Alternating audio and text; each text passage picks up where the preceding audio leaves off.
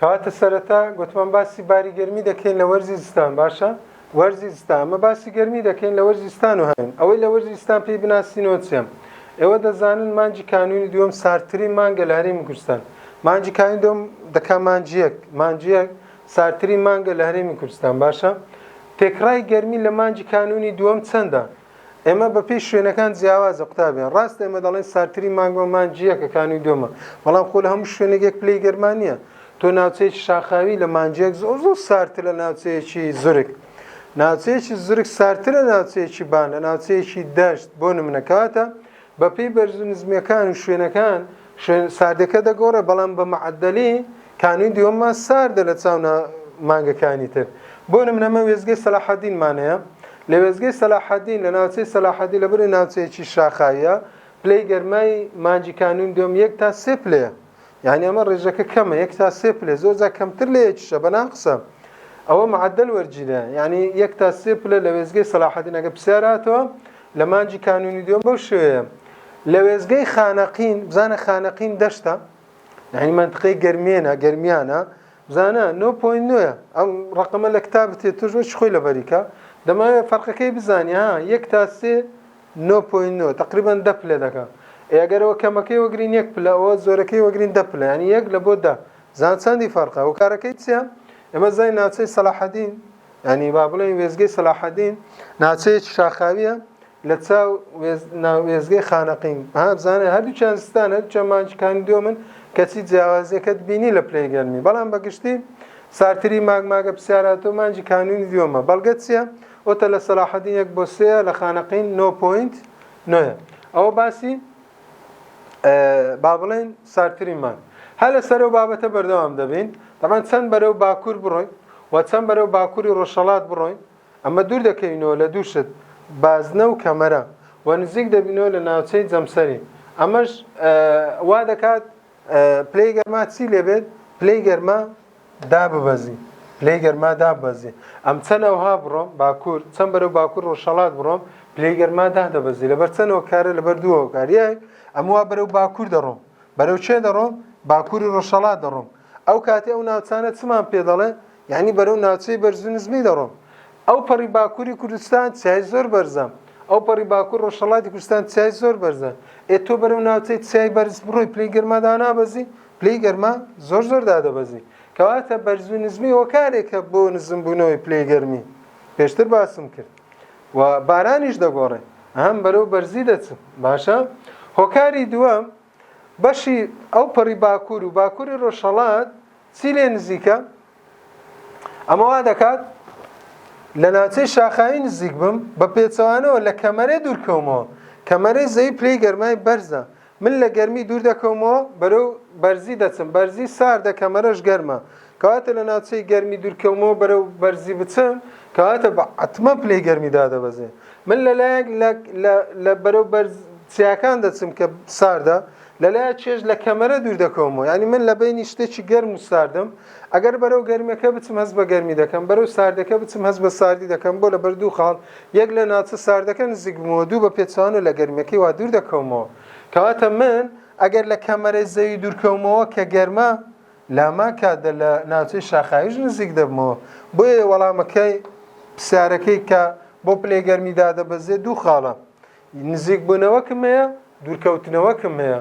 ئەمە وا دەکات پلەی گەرمی داببەزێ. باشە ئەو جارە باسی گەرمی دەکەم لە وەرزی هاوین.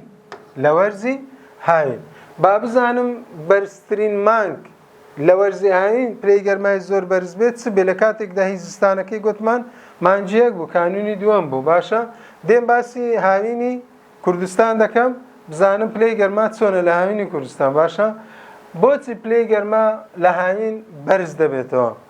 یان لە کوردستان هاوینا پلەی گەرما بەرزە؟ بۆ یەکەم ئەگەر تیشک ستۆم بوو ڕاستەخۆ لە کوردستان بدا ئەو پلەی گەرما بەرز دەبێتەوە. بەڵام ئەگەر تیشک لار بایە بەو شێوە بایە ئەوە پلەی گەرما زۆر بەرز نەدەبوو. باشە لە وڵاتانەی تیشک بە لاری لێ دەدا زۆر پلەی گەرما بەرز نابێتەوە. بەڵام ئەو وڵاتانەی تیشک بەستونی لێ دەدا تیشکەکە خێرا دێ و گەرم دەبێ ئەو پلەی گەرمای بەرزە. کامە زۆر لە کوردستان هەیە؟ ئەوەیە کەواتە هۆکاری بەرزبوونەوەی پلەی گەرما چییە؟ ئەوەیە کە تیشک بە ستونی لێ دەدا. عەکسی ستونی چییە؟ لارە. کەواتە کوردستان لاربوونەوەی زۆرە نییە، زۆر کەمە. کەواتە وەڵامەکە چییە؟ کەمی لاربوونەوەی گۆشەی کەوتنی تیشی خۆر. ئەمە شتێکمان هەیە لە بیرکاری گۆشەی گۆشە کەوتن. ئەگەر ئەوەمان زۆر بەیە پلەی گەرماوەندە بەرز نەبوو، بەڵام ئەوەمان کەمە، دەبی بڵێن چ؟ کەمی لاربوونەوە. کەمی لاربوونەوە. ئەدێگە بڵێم زۆری لاربوونەوە، ئەو کاتی پلەی گەرماوەندە بەرز نەدەبوو. کەمی لاربوونەوە لە کوردستان هەیە، کەمی لاربوونەوە. مادەم کەمی لاربوونەوە هەیە، عەکسەکەی چییە؟ کەمی دەنووسم زۆری. کەمی لاربوونەوە هەیە، ئەدی چ زۆرە؟ زۆری ستون هەیە. تیشکەکە بە زۆری ستونە. لاربوونەوەکەمان کەمە. ستون گەرمترە لە لاربوونەوە. ئەگەر لاربوونەوە کەم نەبایە، زۆر بایە، پلەی گەرماش ئەوەندە بەرز نەدەبەوە. باشە؟ ئەوە دوو، بۆچی پلەی گەرما بەرزە؟ درێژی ڕۆژ. کات 10 سەعات تیشک لە خاک بدە ڕۆژەک، کات 14 سەعات و قسوور لێ بدە.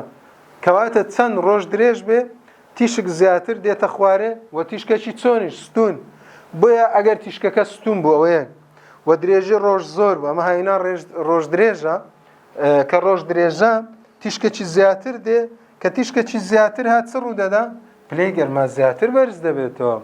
شتێکی تریش، ئاسمان ساماڵە. یعنی ئاسمان هەور نییە. ئەگەر هەور بایە، یعنی یان ساماڵ نەبایە بەو شێوەیە، بڕێک لەو تیشکە دەگەڕاوە. بەرام لەبەر ئاسمان ساماڵە، ئەمە دەڵێن ساماڵ یعنی ئاسمان سافە، هەر تیشکەک بێ هەمووی دەگاتە سەر زەوی، کەمی بە فیڕۆ دەڕوە. ئەمە وا دەکات پلەی گەرما بەرز بێتەوە. لە هەمان کاتتا تۆپەڵە هەوای وشک سەردانی کوردستان دەکات، گەرمی لەگەڵ خۆی دەینی. گەرمی لەگەڵ خۆی دەینی کە ئەمە زۆر وشکە. لەلایەک تۆپەڵە هەوا دێ، گەرمی لەگەڵ خۆی دەینی. لەلایەک ئاسمان ساماڵە، ڕۆژیش درێژە، ئەو تیشکەش بەستونی دێ، ئەوە هەمووی کۆکۆ پێکەوە، وا دەکات لە کوردستان پلەکانی گەرما لە وەرزی هاوین بەرز بێتەوە. بەتابەت لە چ وەرزێک؟ بەتابەت لە وەرزی تەمووز کە زۆر بەرز دەبێتەوە، چکە ئەو دیاردانە زۆر ڕوو دەدا. کەواتە تێکڕای مانجی تەمووز بەرزترین مانگە لە هەرێمی کوردستان، چونکە گەرمترین پلەی گەرمای تێدا تۆمار دەکرێت. لە هەندێک ناوچە دەگاتە 48 و 49.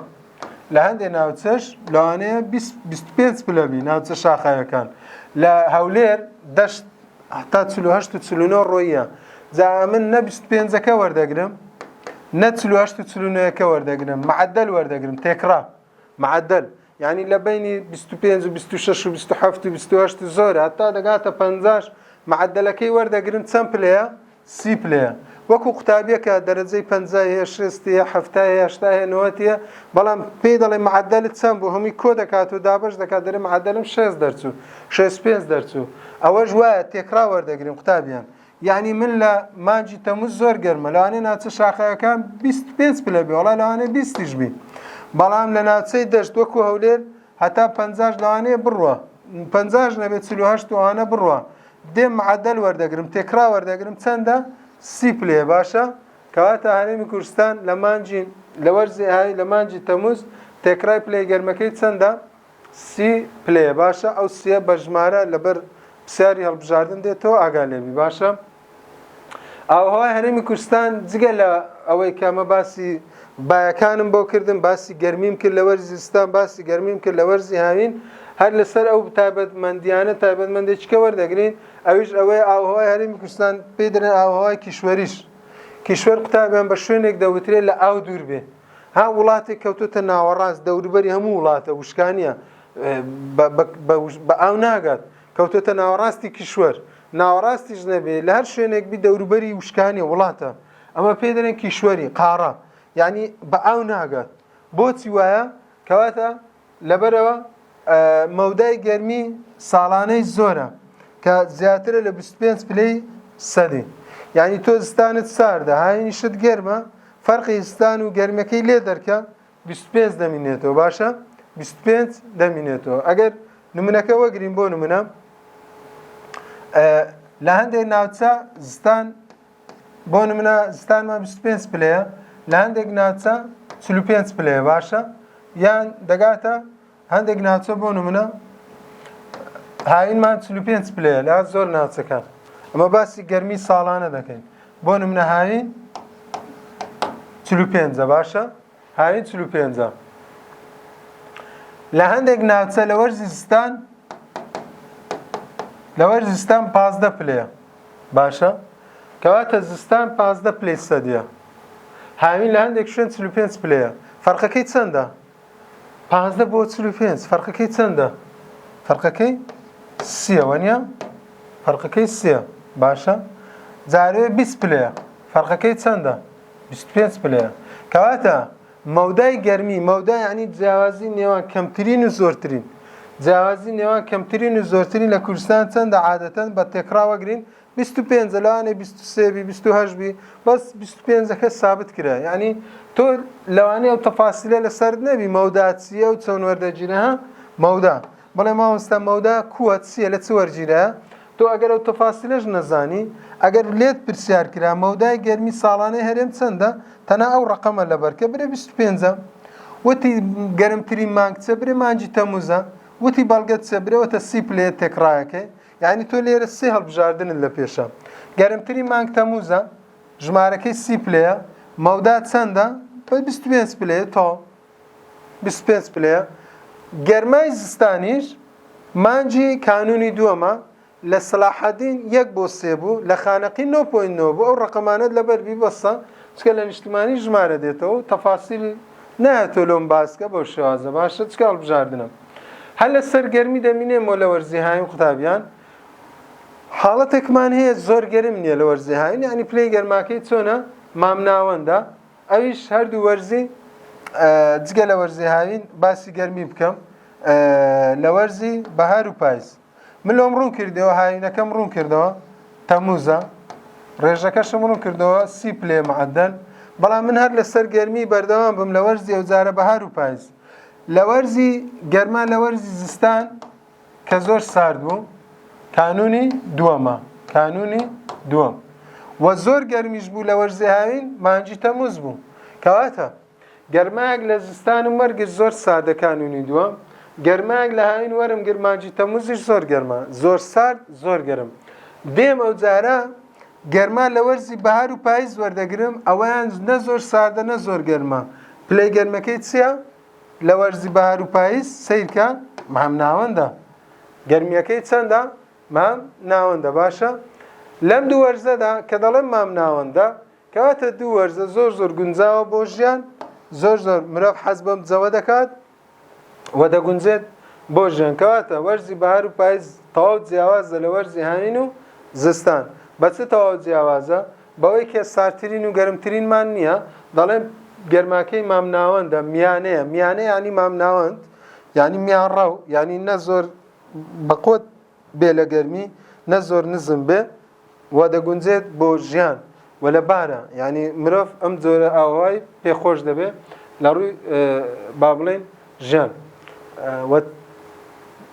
لەسەر ئاوهەوا بەردەوام بین ڕەگەزێکی تر وەگرین قوتابیان لە بیرت بی ڕەگەز یەکەمم پێگوتی بایەکان ڕەگەزی دووەمم پێگوتی گەرمی ئێستا ڕەگەزی سێم وەگرین چییە دابارین ڕەگەزی سێم وەگرین چییە دابارین لە هەرێمی کوردستان باز دەکەین جاوە چ شتێک سەبەبە بۆ دابارین کۆمەڵێک هۆکارمان هەیە بۆ دابارین ئەویش نەورایەکانە کۆمەڵێک هۆکارمان هەیە بۆ دابارین ئەویش نەوراییە کە ئەو نەورانە لە چێوە دێن قوتابیان لە دەریای ناوەڕاستەوە دێن هۆکاری سەرەکین بۆ دابارین پێشتر بۆم ڕوون کردەوە چ ڕووبەرێکی ئاوی کاریگەری هەیە لەسەر ئاوەهای هەرێمی کوردستان وتم دەریای ناوەڕاست کاریگەری هەیە مادەم دەریای ناوەڕاست کاریگەری لەسەر ئاوەهای هەرێمی کوردستان هەیە یەکێک لە ڕەگەزەکانی ئاوهەوا چییە دابارینە کەواتە بە هەمان شێوە دیسان دەریای ناوەڕاستیش سەبەبە بۆ باران لە کوردستان دەریای ناوەڕاست سەبەبێکە بۆ کاریگەری چی هەیە کاریگەری دابارین ئەگەر پرسیار هاتەوە ئەو نەورانەی کاریگەری هەبێ لەسەر بارانباری لە هەرێمی کوردستان لە کوێوە دێن وەڵامەکە چبی دەریای ناوەڕاستبی باشە دەریای ناوەڕاست هۆکارە بۆ دابارین لە هەرێمی کوردستان سیرکە دەریای ناوەڕاست هۆکارە بۆ دابارین لە هەرێمی کوردستان بۆیە پێی دەوترێت پرسیار بکەین چ هۆکارە کاریگەری هەیە لەسەر دابارین یان لەسەر ئاوهەوا هەرێمی کوردستان بڵێ دەریای ناوەڕاست کاریگەری هەیە هەم لەسەر ئاوهەوا هەم لەسەر باران بارین. باشە ئەوە بابەتی دابارین. هەر لەسەر دابارین بەردەوام بین، هەر لەسەر دابارین بەردەوام بین. بارانبارینی ساڵانەی هەرێمی کوردستان لە شوێنێک بۆ شوێنێشتر جیاوازە. بۆ جیاوازە چکەم پێشتر ڕوونم کردەوە، بە پێی بەرزی نزمی جیاوازە، بە پێی بازنەکانی پانی جیاوازە، بە پێی دوور و نزیکی لە ڕوبەرە ئاویەکان جیاوازە. ئەمە سێوە کارمان ڕوون کردنەوە. سیر بکەم بارانبارین لە هەرێمی کوردستان بۆ نمونە لە خانەقین وەگرم. خانەقین منطقەی گەرمیان لەبەرەی ناوچەیەکی دەشتە، بارانی کەمترە. سیرکە زۆرترین بارانبارینی 328 وەکو معدل لە خانەقین 328 میلیمەتر باران دەبارێت. ئایا لە ناوچەی زاخۆ دەبێت زیاتر بێ؟ بەڵێ زیاترە، چکە ناوچەی زاخۆ ناوچەیەکی شاخاویە. ناوچەی زاخۆ ناوچەیەکی شاخاویە. ئەویش چەند دەباری؟ 702 میلیمەتر بارانی لێ دەباری. کەواتە قوتابیان ئەگەر پرسیار هاتەوە داباری لە ناوچەی خانەقین چەندە ڕقەمە دەبێت خۆی لەبەر کە لەبەر پرسیاری وزاری 328 میلیمەتر بارانی لێ دەبارێت بە تێکرای ساڵانە. ئەدی لە ناوچەی زاخۆ کە ناوچەیەکی شاخاویە دوو هەندیویە، دوو هەندیویە تقریبا 702 میلیمەتر بارانی لێ دەباری بۆ ناوچەی شاخای. بۆ ناوچەی شاخای بارانبارینی زیاتر ناوچەی خانەقین هۆکارەکە قوتابیان تەنها بەرز و نزمە. سیرکە ناوچەیەکی شاخاوی زاخۆ ئەمەش ناوچەیەکی دەشتە، ناوچەی گەرمیانە، بارانبارینی کەمترە. ئەوە ڕێژەی بارانبارین بە پێی ناوچەکان. و شتێکیە وەکو یاسایە، وەکو قانونە، چەند بەرەو باکوور بڕۆین، چەند بەرەو باکوور بڕۆین و چەند بەرەو باکووری ڕۆژهەڵات بڕۆین، ئایا باران پتر دەبێت یان کەم دەبێت؟ دەبی بڵێن پتر دەبێت. پتر یانی زۆرتر دەبێت، باران زیاتر دەبێت. دیارە هۆکارەکان یەک ئەمە بەرەو ئەو ناوچانە بڕۆین، ڕێک بەرەو بەرز و نزمیەکان دەڕۆین. تو چەند بەرەو باکوور بڕۆی بەرەو ناوچەی بەرز و نزمی دەڕۆی. باشە کەواتە چەند بەرەو باکوور و باکووری ڕۆژهەڵات بڕۆین بەرەو ناوچەی بەرز و نزمی دەچین. ئەنگۆش دەزان ناوچەی بەرزی بارانی زیاترە، وەکو چیا زۆر بەرزەکان، جگە لە باران ناوچەی بەفریشی تێدایە. لە هەمان کاتدا قوتابیان ئەو نەورانەی لە دەرەی ناوەڕاست دێن زیاتر لە ناوچە شاخاویەکان چڕ دەبنەوە، دەبنە بارانبارین. کەواتە سەرەتای بارانبارین لە ناوچەی شاخاوی دەست پێ دەکات، چکە ناوچەی بەرزن نەورایەکان بەوان دەگەن. کەواتە ناوچە بەرز و نزمیەکان بارانی زۆرە، بۆ چکە یەک زیاتر نەورایەکانی دەرەی ناوەڕاستی پێدەگات، دەبێت هۆی زۆرترین بارانبارین و جگە لە بارانبارین دیاردەی چی تێدا؟ دیاردەی بەفربارینیشی تێدا. کەواتە یاسایەکیە دەڵێت چەند بەرەو باکوور و ڕۆژهەڵاتی هەرێمی کوردستان بڕۆین باران زیاتر دەبێت. ئەگە باسی گەرمی بکەم ئەو کاتی دەرێن پلەی گەرماش نزم دەبێتەوە، دوو شتی عەکسن. ئەو بەرەوها بڕۆن پلەی گەرما نزم دەبێتەوە، پێچەوانەکەی چێ بارانی زیاد دەبێت. کەواتە ئەمە بابەتی بەرز و نزمی و بارانبارینەکە کە بەرەو باکوور و باکوور ڕۆژهەڵات بڕۆین باران زیاتر دەبێت. جگە لە باران بەفریشی تێدایە. کەواتە ناوچەی شاخاوی بە چ دەناسێتەوە؟ لەگەڵ ئەوەی بارانی زۆرە، کەمەکەی 500، زۆرەکەی تقریبان 1000 میلیمەترە، لەگەڵ بارانی چیت کەش تێدا دەباری؟ بەفریشی لێ دەباری. باشە کەواتە بەفربارین بە پلەی یەکەم تایبەتە بە چ ناوچەیەک؟ وەڵامەکەت ناوچەی شاخاوی بی، نەچی ناوچەی زورگ یان دەشت یان بان هەڵبژێری، وەڵامەکەت ناوچەی شاخاویە. کەواتە ناوچەی شاخاوی تایبەتە بە بەفربارین لە چ مانگێک دەباری؟ ئەگە مانگە کوردیەکان وەگرین ئەو مانگانەی کە بەفری تێدا دەباری، مانجی یەک کانونی یەکەم، مانجی 12 و مانجی یەک کانونی دووەم و مانجی شوبات مانجی 2. کەواتە مانجی 12 مانجی یەک مانجی 2 باران و بەفر بەچڕی لە ناوچە شاخاویەکان دەباری. مانجی 12 کە کانونی یەکەمە، مانجی یەک کانونی دووەمە، مانجی شوبات کە مانجی دووەمە لە ساڵ. ئەمە ناوچەی زۆرترین باران و بەفربارینە. کەواتە بەفربارین لە چ مانگێک دەباری؟ لەو مانگەی کە بارانی تێدا دەباری، کانونی یەکەم کانونی دووەم شوبات. ئەمانە ناوچەی باران بارین و بەفربارینن لەکوێ؟ لە هەرێمی کوردستان کە تایبەتن بە بەفربارین. باشە لە کۆتایی بابەتی ئاوهەوا قوتابیان دوو هەرێمی ئاوهەوا وەرەگرین. لە پێشتر لە عێراق باسی هەرێمەکانی ئاوهەوام کرد، ئەو کاتی باسی گوتم هەموو عێراق سێ هەرێمی ئاوهەوا هەیە. هەرێمی ئاوهەوای یعنی هەرێم ئا یعنی ئاوهەوا بیا بانی، ئەوە لە ناوچەی ناوەڕاست و باشووری عێراق بوو، دەشت و بانی ڕۆژئاوای دەگرتەوە، دەشت و بان. دووەم و سێمم بەجێهێشت، دووەم و سێمم بەجێهێشت سێ هەرێمەیە لە عێراق یەکەم بیابانی بۆ ئەو کاتی باسم کرد دووەم و سێمم هەڵگر ئێستا باس دەکەم دووەم چییە؟ دووەم هەرێمی ئاوەهای دەریای ناوەڕاست سێم چییە؟ هەرێمی ئاوەهای گەرمە سێر باشە؟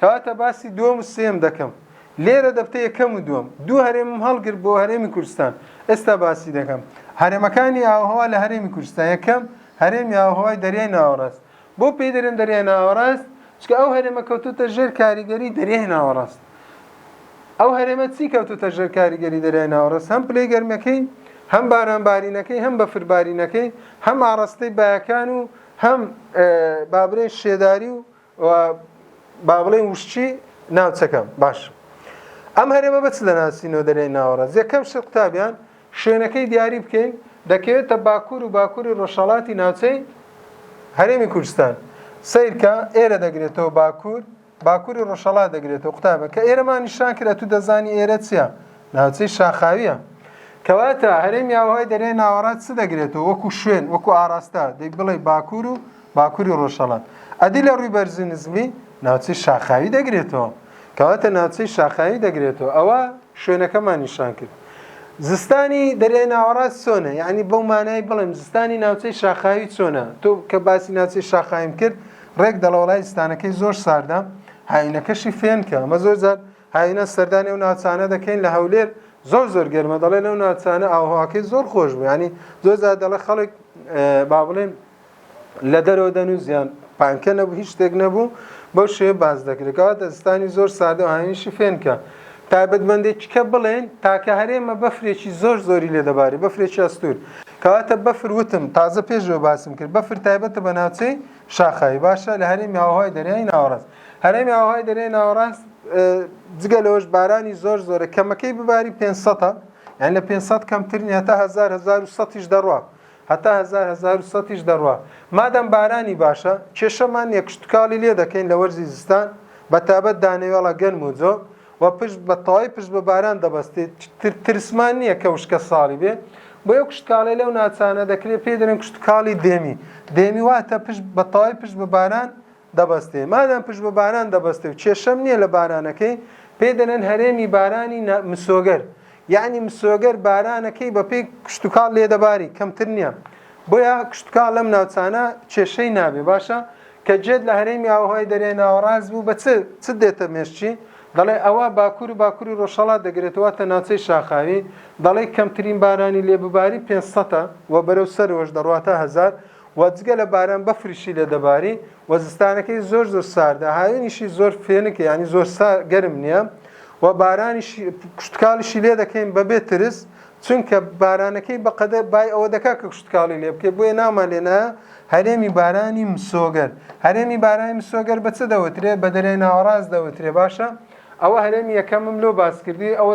خاصەت و تایبەتمەندەکانی هەرێمی ئاوهەوای دووەم نیمچە وشکە باشە نیمچە وشک یعنی شێدار نییە وشتیش نییە نیمچە وشکە هی یەکەم قوتابیان شێدارە دەریای ناوەڕاست چیە ئاوهەوای شێدارە ئاگادار بە شێدارە بارانی باشە بەفری هەیە زستانی زۆر ساردە هاینی فێنکە بەڵام هەرێمی دووەم نیمچە وشکە یعنی نە شێدارە نە وشکە نیمچە وشکە ئەمە پێ دەرێن گەرمە سێریشی پێ دەڵێن ئەمە چێن دەردەگرێتەوە ناوچەی دووەم دەگرێتەوە زورگ هەرێمی یەکەم ناوچەی چی گرتەوە ناوچەی شاخاوی گرتەوە ئەوەیان ناوچەی زورگ دەگرێتەوە ئێوە دەزان ناوچەی زورگ زۆر بەرز نییە لە 1000 مەتر کەمتر بەرزە لە 1000 مەتر کەمتر بەرزە باشە ناوچەی زورگ دەگرێتەوە ئەگەر لە مێشتی خۆت بەراوردێک بکەیت لە نێوان هەرێمی یەکەم هەرێمی ئاوهەوای شاخاوی یان دەریای ناوەڕاست دەگەی هەرێمی ئاوهەوای نیمچە وشک بەراوردەکەی بکە ئەویان ناوچەی شاخاوی دەگرتەوە ئەویان ناوچەی زورگ دەگرتەوە نیە ئەویان زستانەکەی زۆر سارد بوو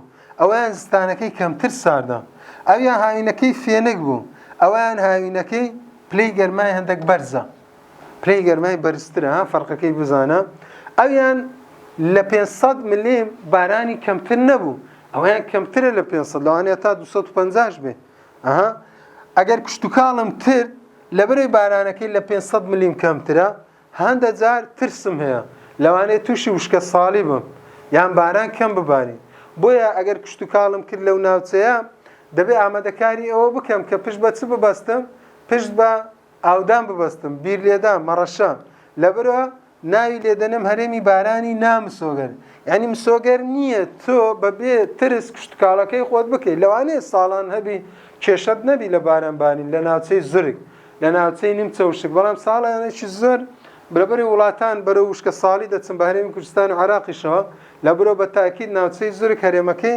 بارانەکەی نامسۆگەرە کا تووشی کشتکاڵ دەبێ. باشە ئەمە ناچار دەبێت پشت بە هەودان و مەڕەشە ببەستنی، وەکو ئێستا لە زۆر ناوچە دەبینین. کەواتە ئێستا دوو هەرێمم بۆ باسکرد، هەرێمی ئاوهەوای شێدار یان هەرێمی ئاوهەوای دەریای ناوەڕاست، دووەم هەرێمی ئاوهەوای نیمچە وشک یان گەرمەسێر. هەرێمی یەکەم ناوچەی شاخایی بوو، ئەو ناوچەی زورگاریم یەکەم بارانی باش بوو، ئەو بارانی کەمترە و ئەوە بەفری لێ ناباری بەدەگمەن. هەرێمی یەکەم بە تاکید بەفرێکی ئەستوری لێ دەباری. لە هەمووی گرنگتر هەرێمی دەریای ناوەڕاست بارانەکەی مسۆگەر بوو، ئەوەیان نامسۆگەرە. باشە ئەوە جیاوازی بینی ئەو دوو هەرێمە بزانە، ئەگەر لە پرسیاری نیشتیمانی هاتەوە ئەم دوو هەرێمە بەچ دەناسرێتەوە قوتابێن. تا ئێرە باسی ئاوهەوام بۆ کردن لە هەرێمی کوردستان، ڕەگەزەکانم بۆ باسکردن بە شێوەیەکی گشتی. ئینشاڵە بۆ دەرسی دابێت دەچینە سەر بەندێکی نوێبەندی سێم، ئەوی ڕۆژی سروشتی لە هەرێمی کوردستان و بەردەوام دەبی بەو شێوەیە لە بابەتەکەمان جگرافی هەرێمی کوردستان. تا دەرسی داهاتوو بەخوای گەورەتان دەسپێنم، خواتان لەگەڵ.